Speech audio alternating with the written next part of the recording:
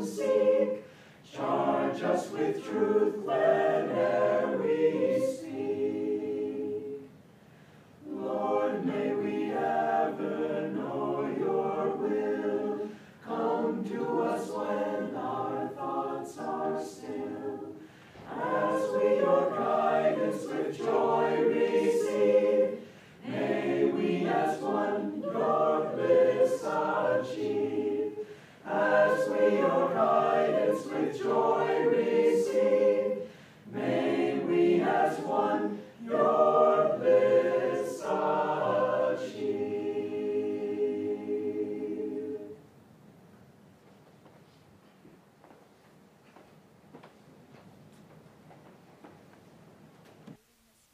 Is from Rays of the One Light, Commentaries on the Bible and the Bhagavad Gita by Swami Kriyananda. Today's topic is, In Surrender Lies Victory. Truth is one and eternal. Realize oneness with it in your deathless self within. The following commentary is based on the teachings of Paramhansa Yogananda. A case might be made for surrender as a path to victory in worldly conflicts. The way of passive resistance, for example, is in preference to armed resistance. But our point here concerns a higher kind of surrender, the surrender of our deluded, egoic will to the wise and almighty will of God. Human will is, as Paramhansa Yogananda used to say, guided by whims and limited understanding. The divine will is in harmony with every level of reality. Though the divine will sometimes appears to us at first to be wrong, it proves always eventually to be for our own highest good. Human will is inconsistent. It leads us one day to success, another to disaster. The divine will, when we surrender to it completely, though it is not always easy to do so, always brings us deep inner peace and joy in the end.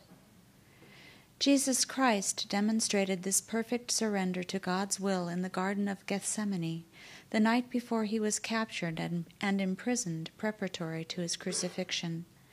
He went apart from the others to pray, and asked them to pray also. But when he returned to them, he found them asleep. Out of his love for them, he excused them, saying, "The spirit indeed is willing, but the flesh is weak." He then urged them again, saying, "Watch and pray." Their weakness in those circumstances was particularly sad, and the disciples themselves must have regretted it bitterly later on. We all know the symptoms of human weakness, though we may excuse them in ourselves, saying, "Well, after all, I'm only human." But what are the signs of true strength? We find in all cases that these are the fruit of a life wholly surrendered to God. The Bhagavad Gita lists these signs in the 13th chapter. Humbleness, truthfulness, and harmlessness, patience and honor, reverence for the wise, purity, constancy, control of self, contempt for sense delights, self-sacrifice, perception of the certainty of ill in birth, old age, and frail mortality, disease, the ego's suffering, and sin, detachment, lightly holding thoughts of home, children, and wife, those ties which bind most men, an ever-tranquil heart, heedless of good or adverse fortune, with the will upraised to worship me alone unceasingly, loving deep solitude and shunning noise of foolish crowds, calm focus on the self perceived within and in infinity. These qualities reveal true wisdom, Prince. All that is otherwise is ignorance. Thus, through Holy Scripture, God has spoken to mankind. Om, Om, Om.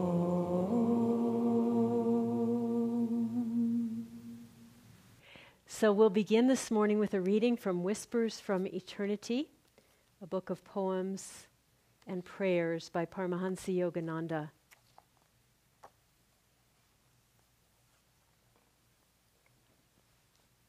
This reading is demand to set fire to the forest of darkness. I built a fire of devotion in the dark forest of delusion. Alas, the fire only smoldered. Then thou didst come and set fire to a few of my frailties. That fire quickly spread, consuming the bushes of my prickly desires, my tall, towering vanities, and the thick underbrush of my arrogance. The whole forest of my darkness is blazing, and I behold only thy light shining everywhere. I thank thee, Father, for thy help. Help me thus always. Let me open a path of light for all to follow. Om.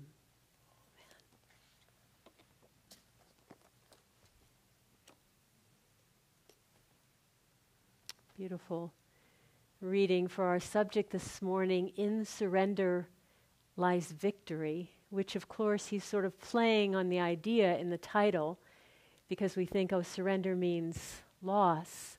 And there are two ways of surrender. One of them does mean loss. We can surrender down into the subconscious and say, oh, it's too hard. I can't do it. I give up. Or we can surrender by lifting our consciousness up to God's presence, to the superconscious, to the light within, offering all that we are upward in joy. And that's the kind of surrender we're talking about today. C.S. Lewis said that there are two kinds of people in this world. One kind says to God, thy will be done. And the other kind, God says to them, all right, have it your own way.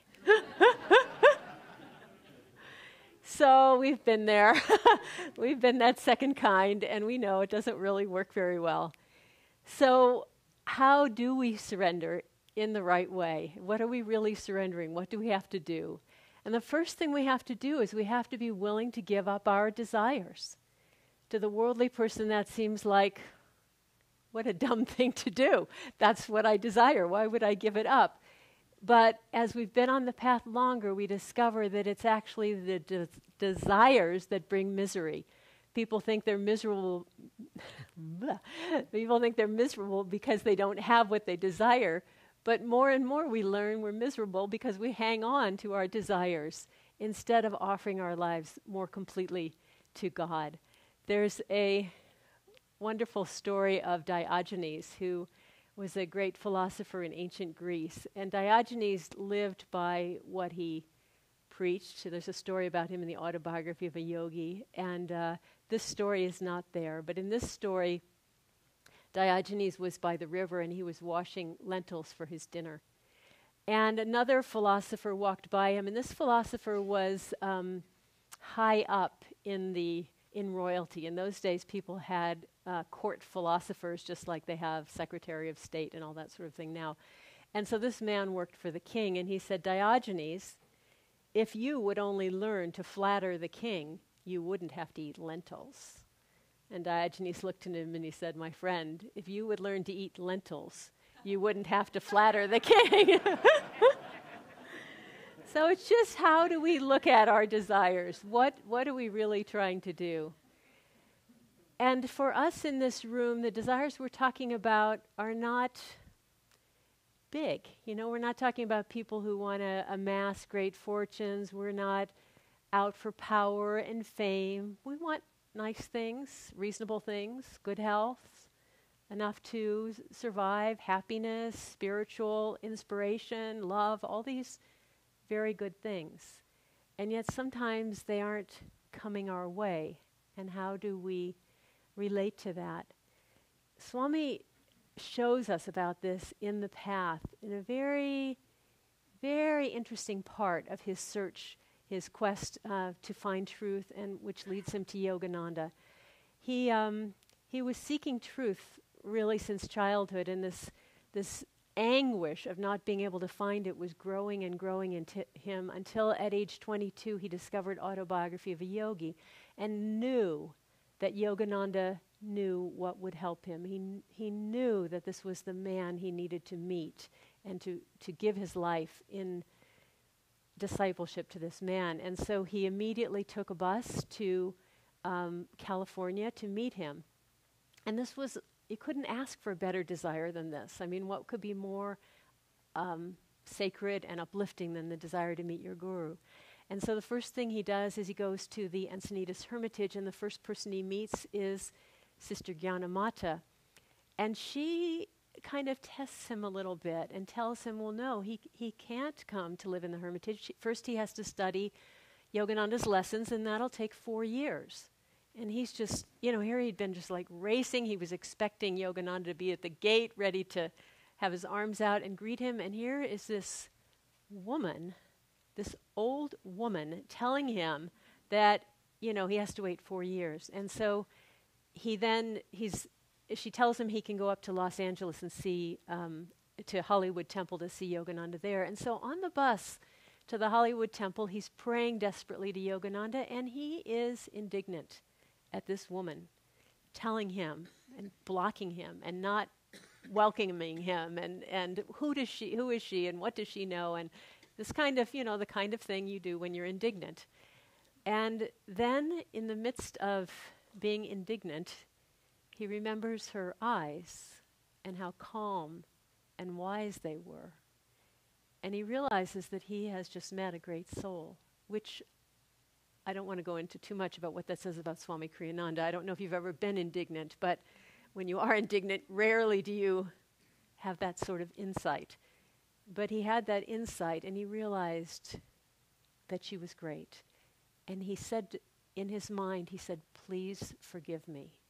I misjudged you. He didn't say, I forgive you. I forgive you for being cool to me. No. He understood that he had blown it, and he said, forgive me. And in that moment of tuning in to his soul realities, instead of his intense desire, as noble and great as that desire was, he pulled back into himself, into his center, into God, and he knew he'd been accepted, he said. I knew I'd been accepted. Then he went to the Hollywood Temple, and so he's really kind of driving this message home, because a similar thing happens. He gets to the Hollywood Temple, and the secretary says, oh no, Yogananda's appointments are completely booked for today. Oh, well, when can I see him? Well, she's looking through the calendar, 2.5 months. But you can come to service, and, she's very encouraging. And he's just like, oh my gosh. Once again, this great desire, this noble desire is blocked.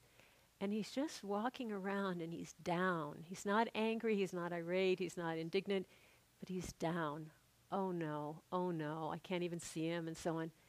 And then what happens? Then he has the thought, maybe I'm not ready.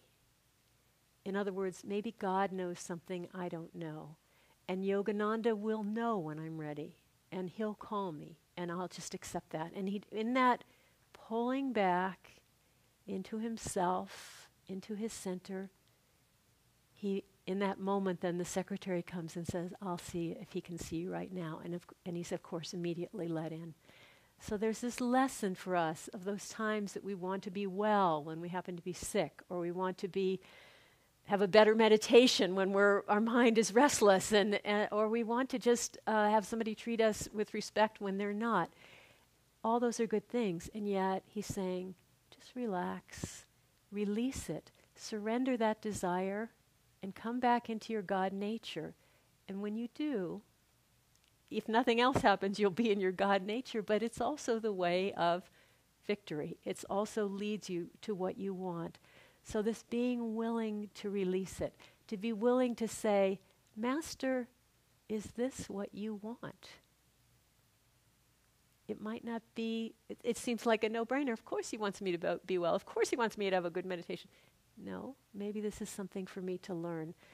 Another story in the path that's very, very beautiful to me is Swami, it's in the new path, I should say, it's a revised version. Swami's brother disciple Norman, who was very, very close to Master, very devoted to him, was driving a big flatbed truck down the hill of Mount Washington, which is very, very steep and has a lot of hairpin turns. And as he was driving down this hill, the brakes went out, and he was pumping the brakes frantically. He was going too fast to shift into gears to stop himself. And his first thing that he thought was, "Master, is this what you want?" Now that takes something to be able to think that in those circumstances. It takes practice.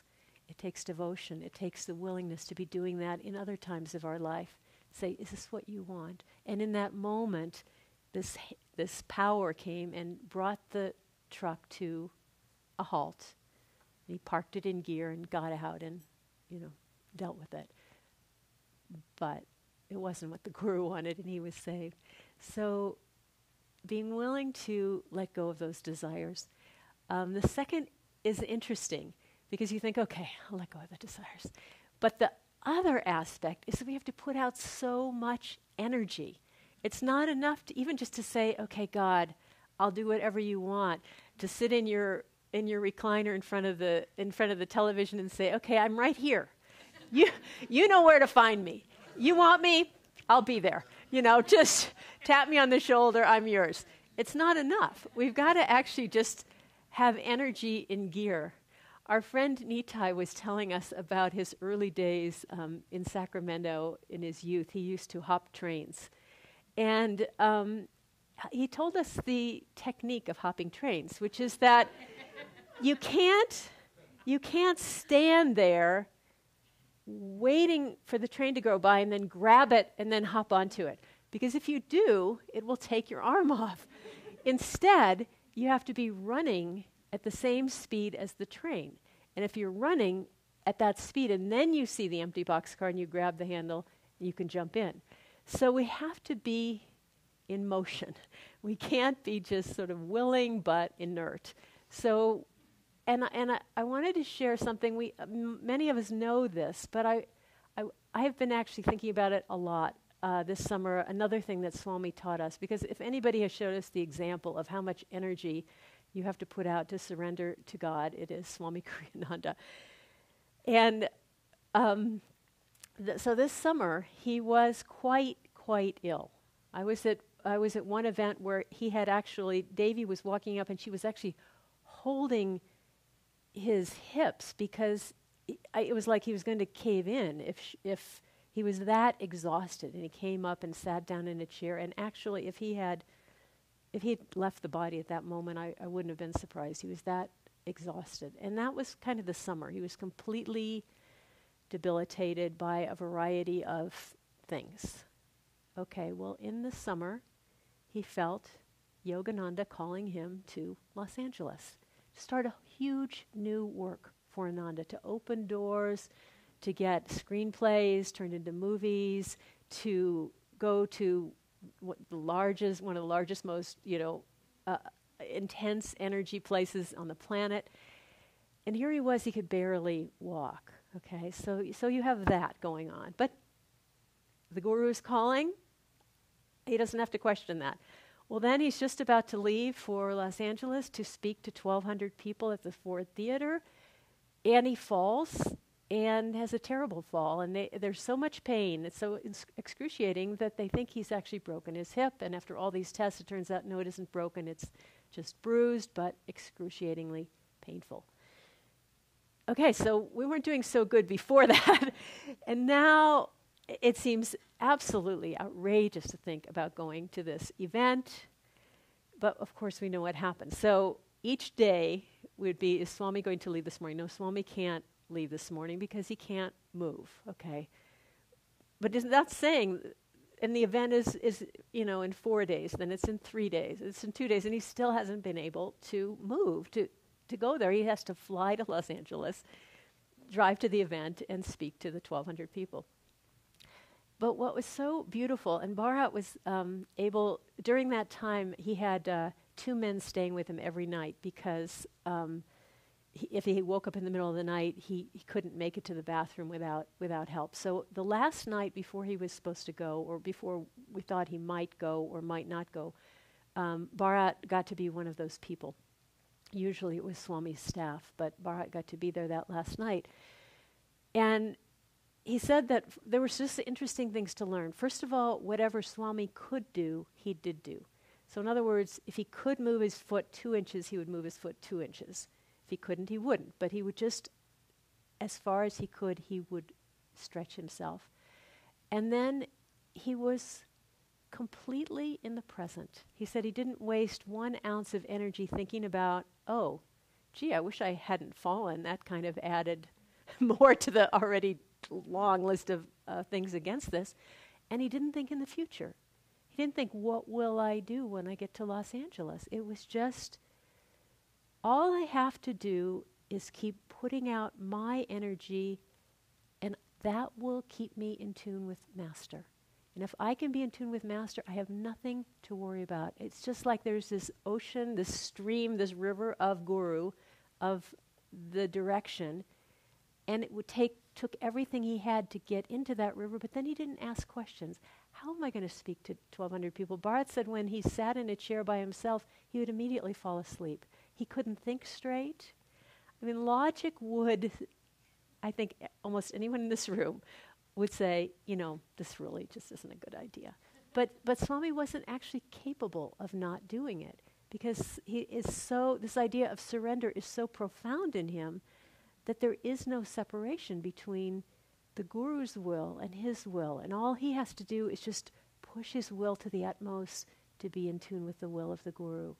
So it's just a thrilling concept to say, okay, how can I reach now? How can I reach a little bit more just for the sake of giving me enough energy to be in tune with Yogananda's will? So I was thinking, well, what about us? Good grief. Where do we go with an example like that? What can we do?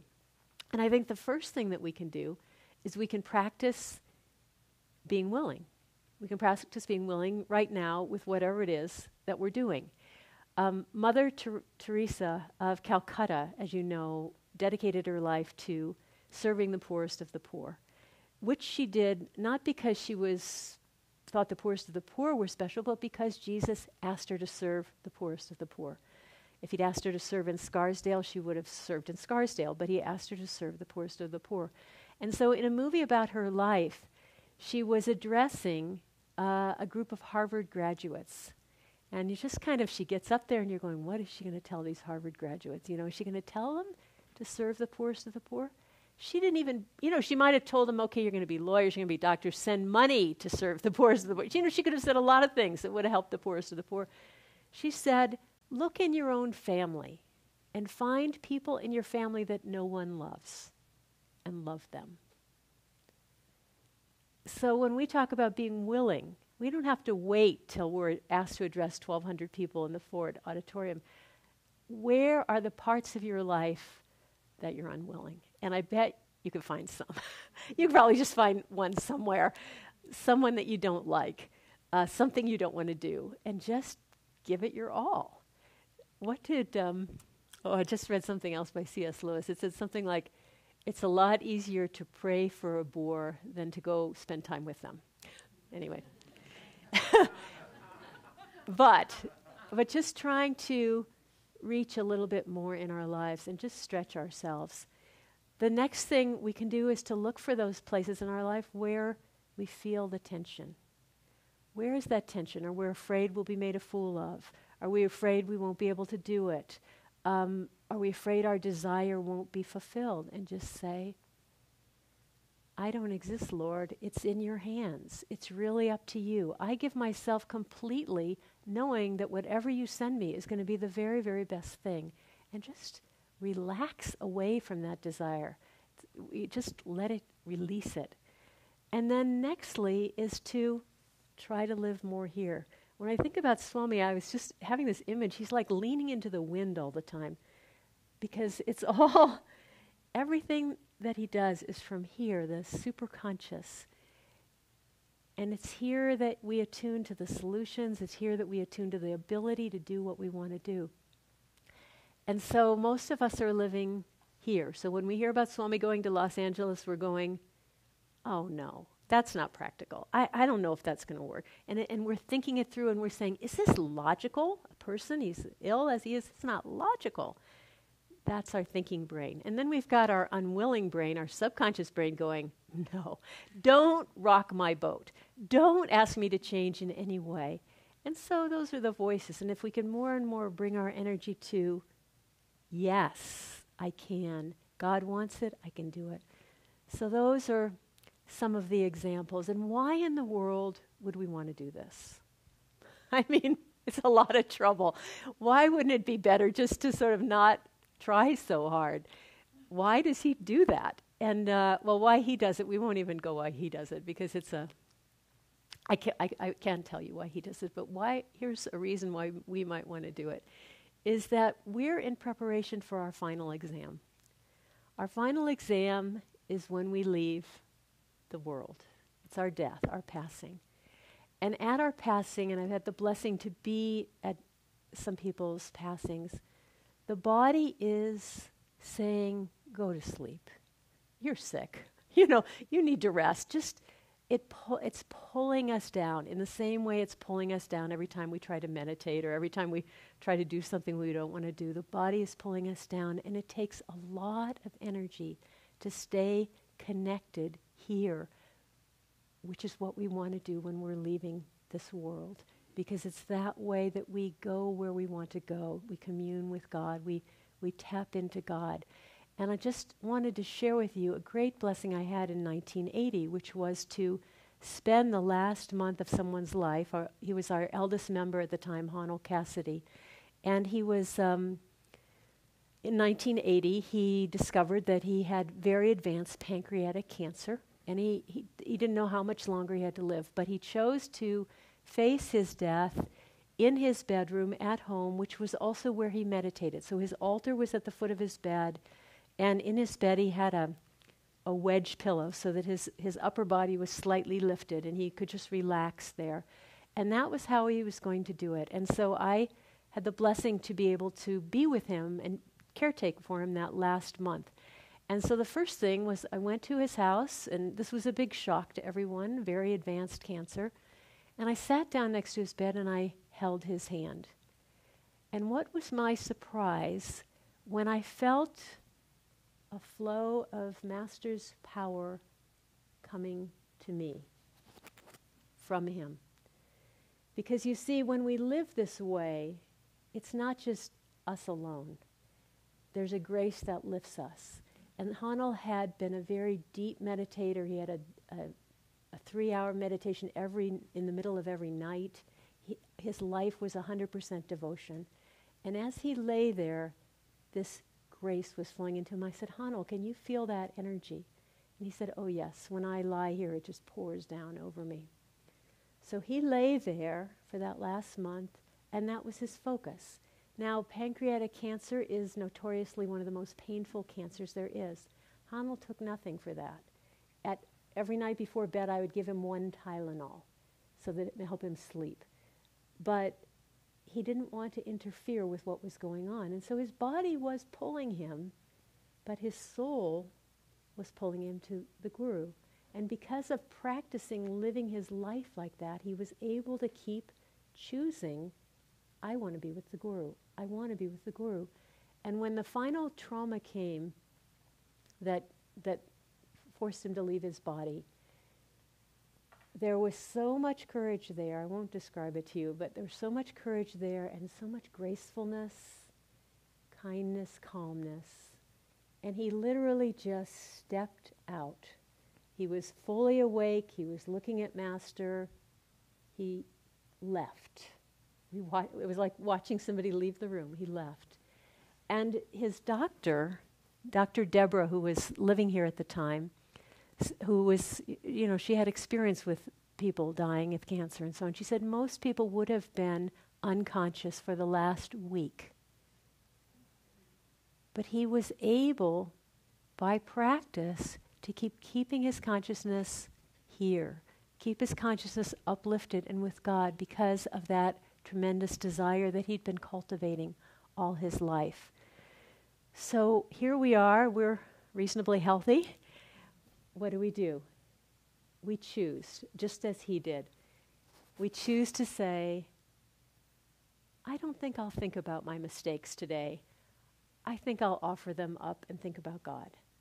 I don't think I'll think about the mistake I made 5 years ago. I think I'll think about God. I don't think I'll think about this terrible meditation I'm having, but instead I'll offer my love to God in whatever way I can. I'll offer my littleness into that greatness and forget about who I am. This is what the masters want from us. They want us to identify with who we really are. We are the soul. We are joy. We are love. We are perfection. And anything that we've done and any mistake that we've made, which are countless, they go a long way, we don't have to go there. We can just focus on where we want to be, who we really are in truth. This is what the Guru wants from us. This is what God wants from us. And this is where our freedom lies. This is what surrender is about. Thank you.